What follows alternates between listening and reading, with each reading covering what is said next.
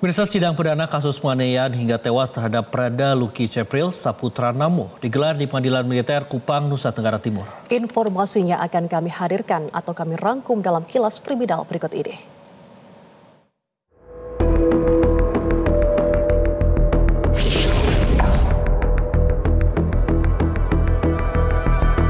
Kasus penganiayaan hingga tewas terhadap Prada Luki Cepril Saputra Namo memasuki babak persidangan di Pengadilan Militer Kupang, Nusa Tenggara Timur. Sidang menghadirkan tersangka dan para saksi dengan agenda dakwaan dan pemeriksaan saksi. Sidang ini dipimpin oleh 3 majelis hakim Pengadilan Militer dan Jaksa Militer atau auditor. Tampak orang tua Prada Luki ikut menyaksikan jalannya persidangan. Sebelumnya sebanyak 22 anggota TNI ditetapkan sebagai tersangka atas kematian Prada Luki setelah sempat mendapatkan perawatan di rumah sakit Nagekeo. Diduga kuat Prada Luki dianiaya selama berhari-hari oleh para seniornya hingga akhirnya meregang nyawa.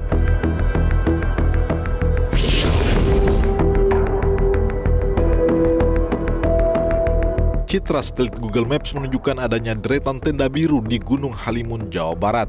Tenda-tenda tersebut diduga milik penambang emas ilegal yang beraktivitas di kawasan wisata Taman Nasional Gunung Halimun Salak atau TNGHS di Kabupaten Bogor, Jawa Barat.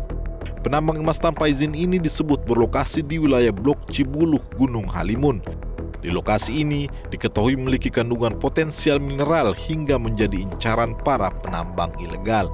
Menurut penuturan warga setempat, penambangan ilegal bukan berasal dari wilayahnya. Para warga lokal hanya mengais sisa-sisa emas di aliran sungai Cikarikil. Adapun aktivitas penambangan ilegal itu diduga terjadi sejak sekitar tahun 90-an silam. Namun belakangan, aktivitas mereka kian meluas sejak berhentinya operasional PT Antam di Kabupaten Lebak.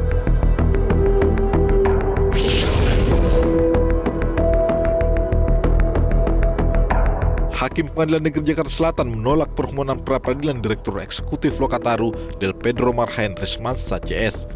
Status tersangka Del Pedro di kasus dugaan penghasutan aksi demonstrasi berujung ricuh beberapa waktu lalu itu pun tetap sah.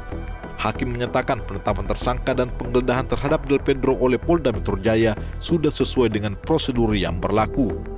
Proses penyelidikan kasus dugaan penghasutan aksi demonstrasi dengan tersangka Del Pedro tetap dilanjutkan. Selain Del Pedro, hakim juga menolak pra-peradilan 3 tersangka lainnya dalam kasus dugaan penghasutan aksi demonstrasi berujung ricuh beberapa waktu lalu. Mereka adalah aktivis Harik Anwar, Muzaffar Salim, dan Syahdan Hussein.